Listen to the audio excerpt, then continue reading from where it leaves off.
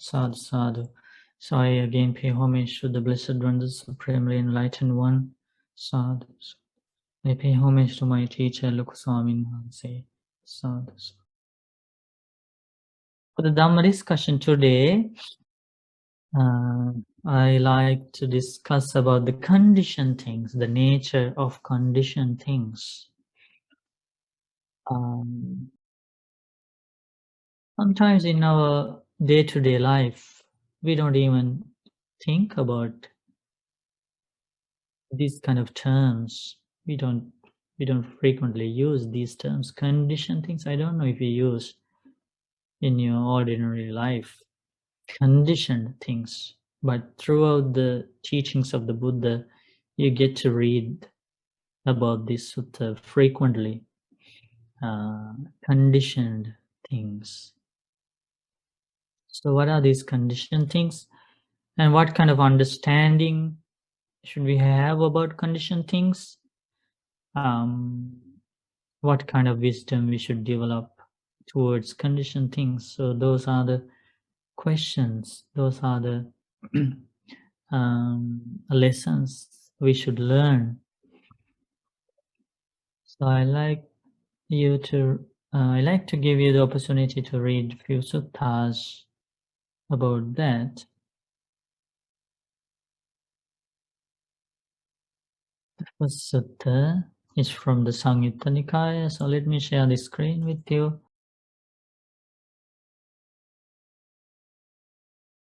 If we can have the Pali as well to learn some significant, the key phrases.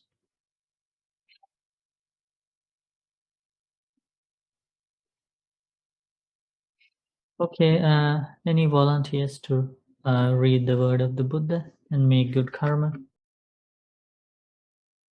May I?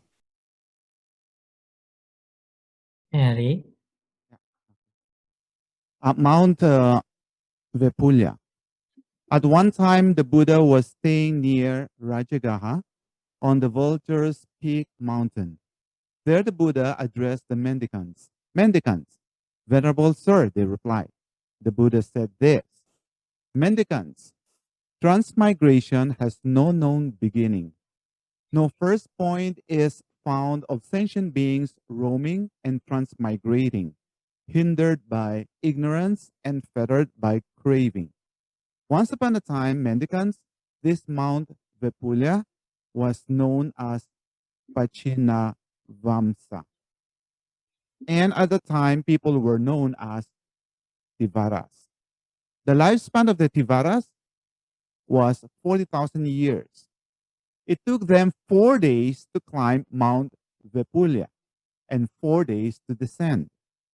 At that time, Kakusanda, the Blessed One, the Perfected One, the fully awakened Buddha arose in the world. Kakusanda had a fine pair of chief disciples named Vidhura and Sanjiva. See, the mendicants. The mountain's name has vanished. Those people have passed away, and that Buddha has become fully extinguished. So impermanent are conditions. So unstable are conditions. So unreliable are conditions. This is quite enough for you to become disillusioned, dispassionate, and freed regarding all conditions. Sadhu, sadhu, sadhu. Again, powerful insight of the Buddha into the conditioned things. So this is from the Mount Vepulla, the Vepullapabbatasutta, and Buddha was at Rajagaha, the city of Rajagaha, on the Vulture's Peak mountain, Gijjakuta mountain, and from there, Buddha and the monks were able to see the Mount Vepulla because it is in that circle of mountains around the Gijjakuta mountain. And pointing at that Vepulla mountain, Buddha was explaining this about the previous Buddhas and also the name for that Vepulla mountain in the time of the Buddha Kakusanda, and the lifespan of those people who lived at that time, and was the name of those people who lived at that time. And Buddha first explains about those things. So Anamataggoyam bhikkhave sansaro. You see here the word sansara, the very famous word around the world. And the true meaning of sansara is that this journey, journey of from life to life, the cycle of rebirth, cycle of birth and death, sansara. Anamataggoyam. And the beginning point of this cannot be seen. This is an endless journey, Buddha explains. Ubbakotina Panyayati, beginning point cannot be seen, it's so long. And what is the reason? Buddha explains the reason also here. Avidya Nivarnana, because these beings are hindered by ignorance, not knowing the reality of life, not knowing the reality of conditioned things, not knowing suffering, cause of suffering, end of suffering, and the path leading to the end of suffering, not knowing the Four Noble Truths. That's the reason for this endless journey. Saptanang, Tanha Sangyojananang, and because of not knowing the reality, they are fettered by craving. Tanha Sangyojananang. They go together. When we don't have the real true understanding about the life, the only result is craving, clinging, attachment. They go hand in hand. When the true knowledge is gained, when the understanding of the things, of all the conditioned things happens, the natural result is that the craving disappears, clinging disappears, detachment is the result. And that is where the true happiness lies, the peace lies. The peace, true happiness, is always on the side of the detachment, always on the side of the renunciation, always on the side of the letting go. What is in the side of the craving? Is the suffering, stress, depression, unsatisfactoriness, disappointment, all those negative emotions, negative feelings, negative results are on the side of craving.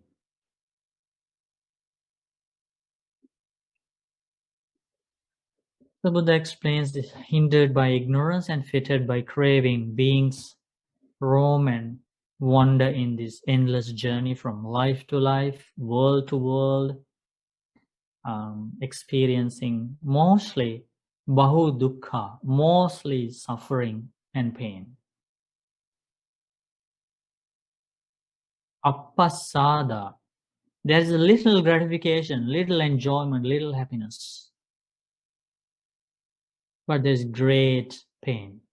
That is the nature of this samsara always. It never changes. That's the nature. But because of this ignorance, people, okay, so what brings suffering? What brings pain is the conditioned things. Conditioned things bring pain. I mean the attachment or craving for conditioned things. Conditioned things are outside, and I mean like the people, the liberated monks and nuns, they cut the bridge to conditioned things. The bridge is the craving and attachment.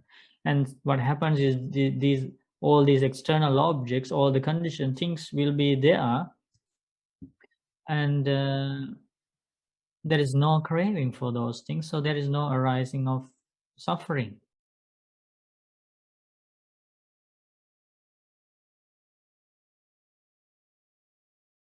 So as a result of this ignorance and craving, beings, human beings, heavenly beings, animals, ghostly beings, hell beings, they all wander in this long journey of samsara. Then Buddha explains about this Mount Vepulla. And what was the name of that Mount Vepulla in the time of the Kakusanda Buddha. So now this is about past. Pachinavansa is the name. Buddha explains Pachinavansa.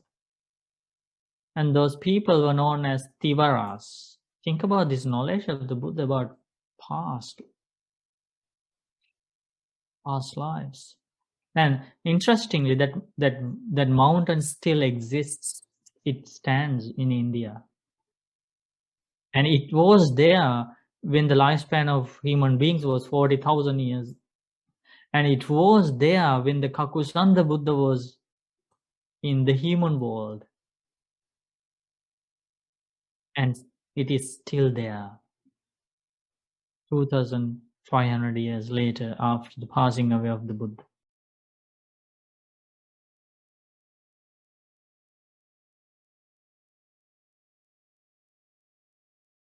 And Buddha explains there were two chief disciples named Vidura and Sanjiva for Kakusanda Buddha. And then Buddha gradually comes to the main topic of the sutta, the main theme that is about the impermanence of conditioned things. Buddha explains, see monks, the mountain's name has vanished. Those people, Tivara people, have passed away. The Kakusanda Buddha has become fully extinguished, attained final passing away. So impermanent are conditioned things. Evam anicca bhikkhave sankhara. Sankhara is the word for conditioned things. Conditioned things means anything that arises due to a cause and ceases due to the cessation of a cause.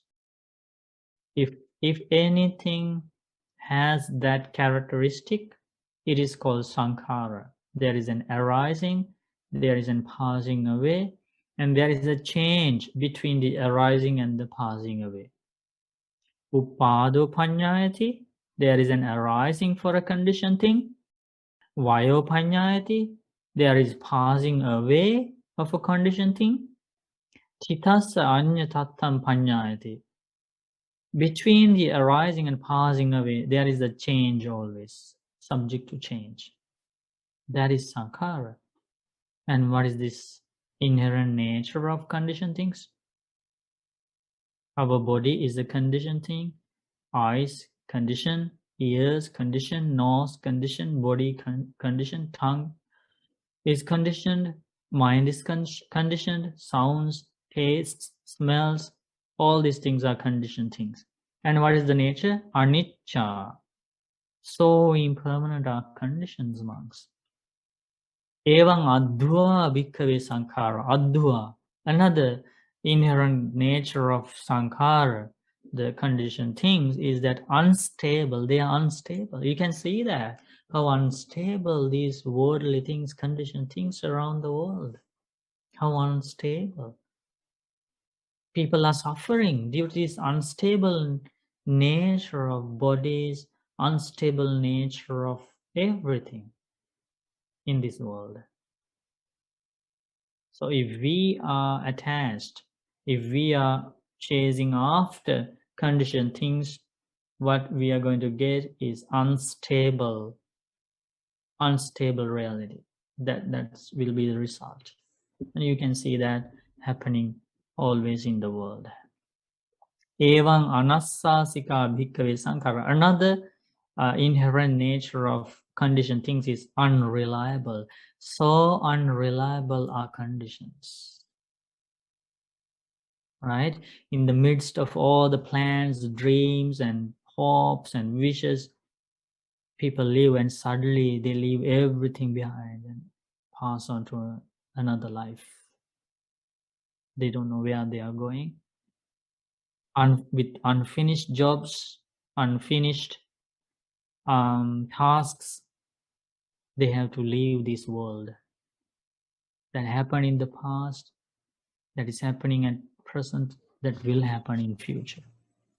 They all die. People all die with unfinished jobs, unfinished tasks, with unsatisfactoriness, because only Buddha teaches only arahants are the fully satisfied beings in this world. Only arahants, liberated ones, because they have gone beyond conditioned things. All conditioned things. Gone beyond means they have abandoned craving for all conditioned things. They have gone beyond. That's the way to go beyond conditioned things. Going beyond conditioned things means abandoning craving, clinging, attachment. And they have attained the unconditioned. There is another word to learn. They have attained unconditioned. Unconditioned thing in this world. Unconditioned is a synonym for Nibbana, enlightenment. Nibbana is not conditioned, it is unconditioned. The path to Nibbana is conditioned, which is the Noble Eightfold Path. Buddha explains, that is also a very powerful statement made by the Buddha. Buddha says, monks, among all the conditioned things, the greatest, the best conditioned thing is the Noble Eightfold Path. So the path to Nibbana is conditioned. However, Nibbana is unconditioned. If there is birth, aging, death, sickness, change in some element, it is called conditioned. But there is no aging, no sickness, no death, no suffering, no pain in Nibbana, because Nibbana is unconditioned. And Buddha continues, this is quite enough for you to become disillusioned. Yavanchidam bhikkhave alameva sabba sankharesu nibbinditum. Dispassionate alang virajitum, and freed regarding all conditioned things. Monks, the only way to true happiness is that you need to be freed, liberated from all conditioned things. Vani, you have a question? Oh yes, Bante. I would like to ask you, like, I noticed like Tiwaras and even Rohitas also have a very long lifespan, 40,000 years and 30,000 years. Aren't they, like, isn't it even more difficult to realize the impermanence of life itself, Bante?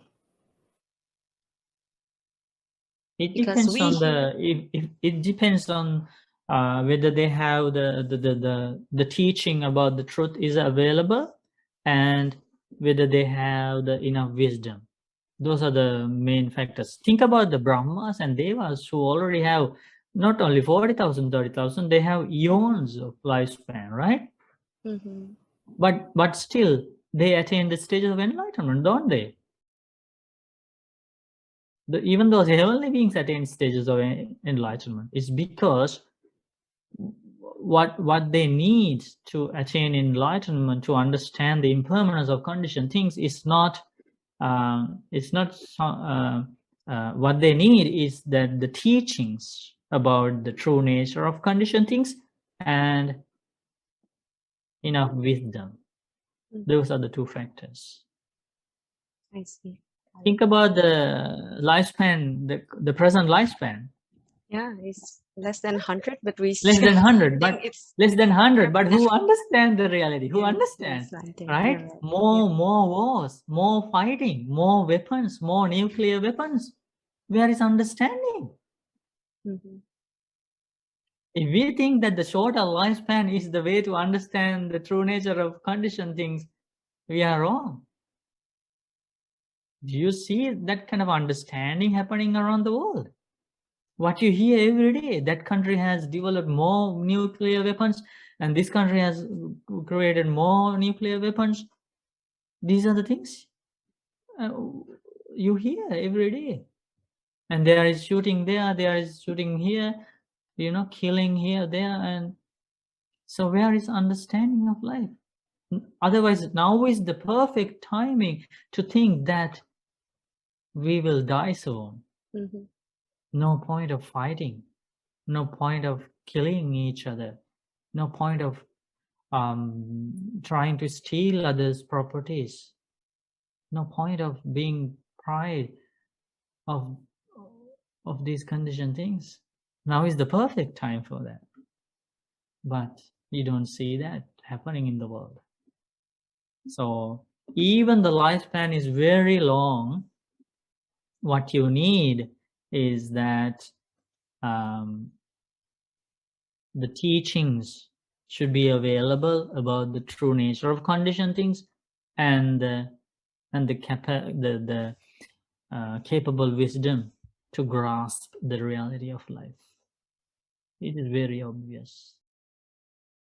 If those two things are available and present, the lifespan doesn't matter.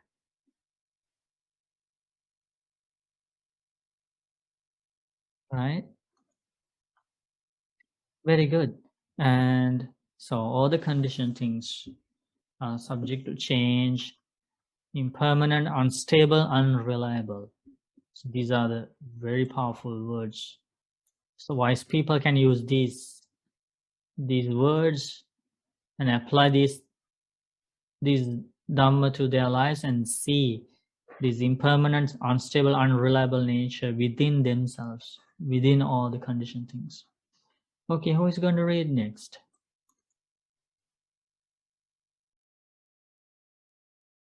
I can read, Bante. It's Go Barry. ahead. Okay, Go ahead. Barry, please go ahead.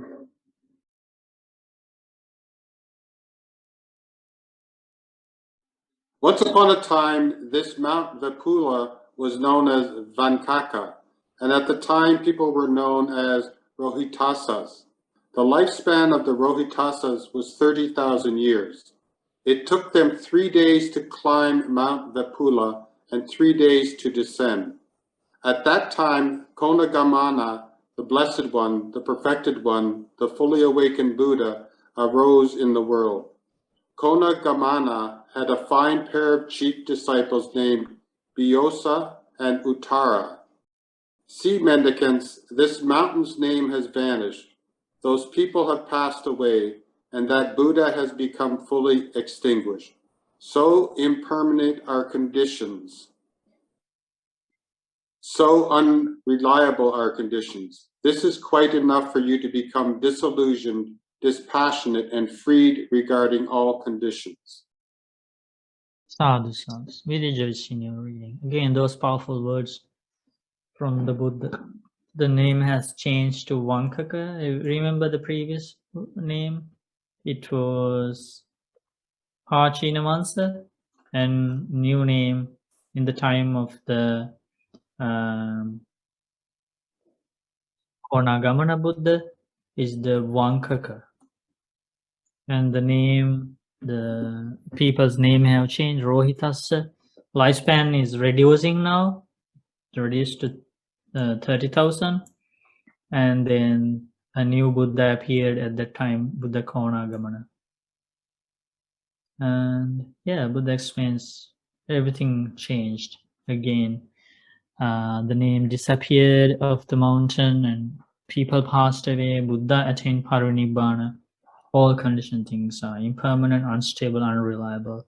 The only way to be liberated, to attain true happiness, is to be dispassionate and detached from all conditioned things.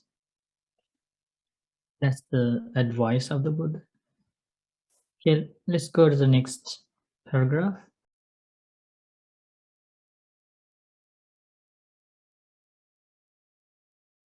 Rob, you can read now. I can read, yes. Once upon a time, this Mount Vepulla was known as Supasa. And at that time, people were known as Supiyas. The lifespan of the Supiyas was 20,000 years. It took them 2 days to climb Mount Vepulla and 2 days to descend. At that time, Kassapa, the Blessed One, the Perfected One, the fully awakened Buddha, arose in the world. Kassapa had a fine pair of chief disciples named Tissa and Bharadavaja. See medicants. This mountain's name has vanished. Those people have passed away, and that Buddha has become fully extinguished.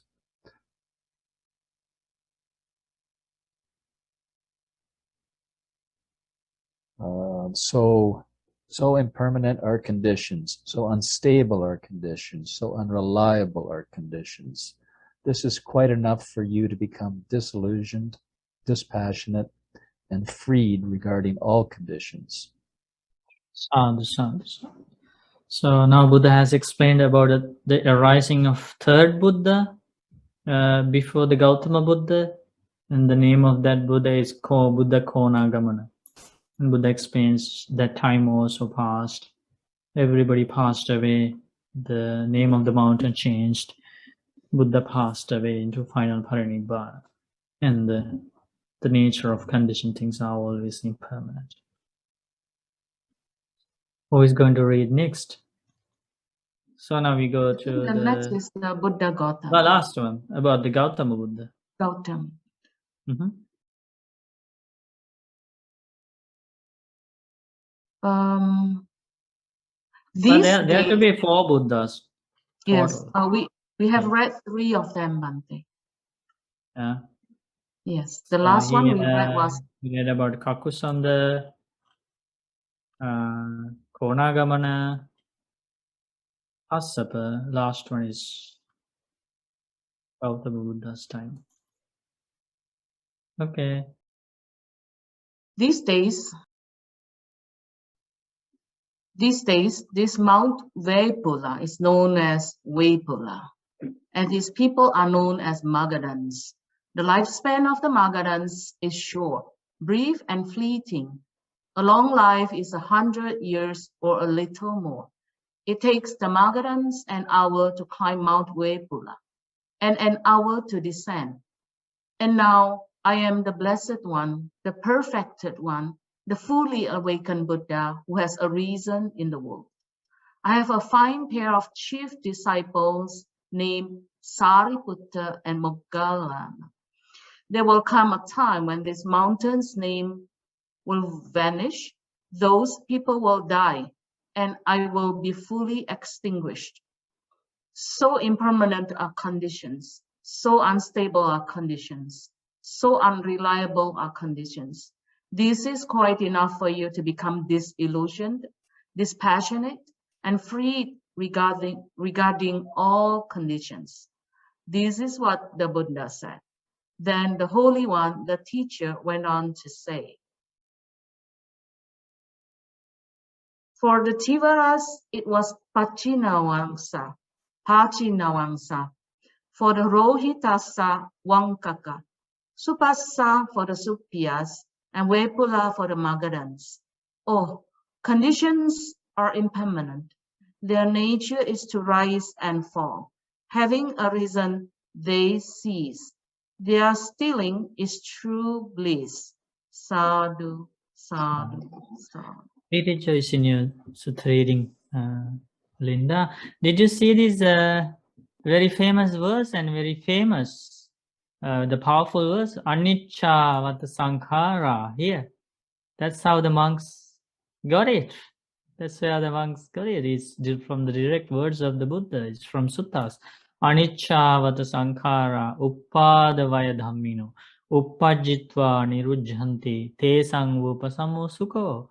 So, do you remember that verse chanted by monks in funeral or the funeral ceremonies? Yes, Bhante. Yeah, Anicca Vata Sankhara. Oh, conditions are impermanent. Uppada vaya dhammino. Their nature is to rise and fall. Uppajjitva nirujjanti. Having arisen, they cease. Te sangvupasamo sukho. Their stilling is true bliss. That's powerful stanza from the Buddha. Sadhu, sadhu. So, So that is how Buddha was explaining about the true nature of all conditioned things, and giving very good examples with Buddha's extraordinary knowledge to see past lives, the past of humans, the past of the earth, past of the all these conditioned things. Isn't that a powerful sutta? to say that no matter whether you live for 40,000, 50,000, 60,000, right? They still die.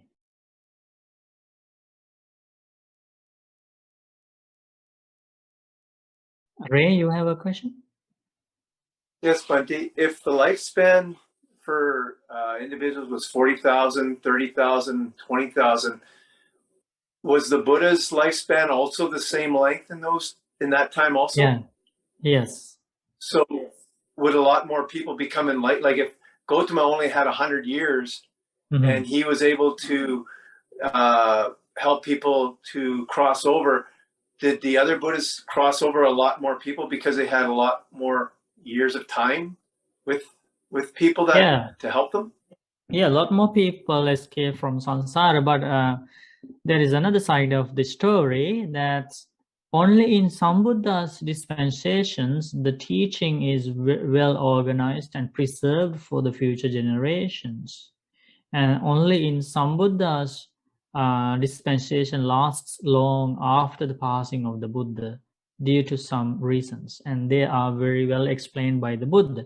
So among those Buddhas whose teaching lasted for a long time for the benefit of future generations is the Gautama Buddha's teachings are in that category, and there are some criteria and some organizing ways of the teachings to be preserved and handed down to the future generation, which was done in the Gautama Buddha's time period when Buddha was alive. So that helps for the future generations to use that Dhamma and gain benefits from that for a longer time. But even though in some periods lifespan is very high, because that organizing of the teachings is not available, after the passing of that Buddha, the Dhamma propagation will come to an end soon. So Thank you, Bhante. very good. Rob? Your mic is muted. Sorry, the continuous reduction in the amount of time to climb the mountain and descend from the mountain. I guess an obvious explanation, the mountain's wearing down, it's getting smaller. Is there some other meaning to that? No, I think that's the meaning. Yeah, you got it right. Okay, thank you. Yeah, that's also impermanence of the mountain, right? Right. Becoming smaller and smaller and eventually disappear.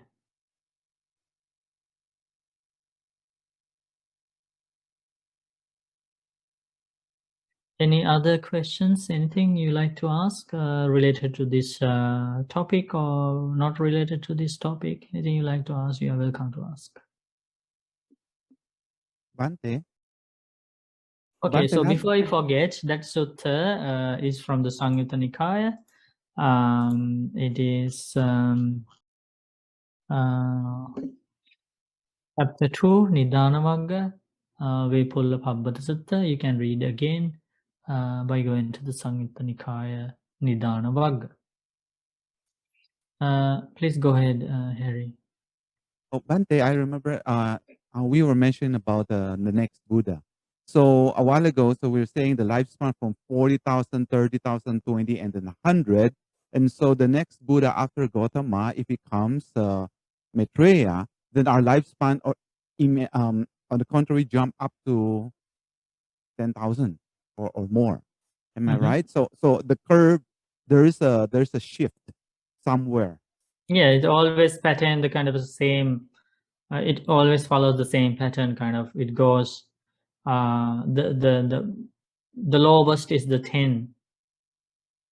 The lifespan. 10 years. 10 years. Yeah, and then increases.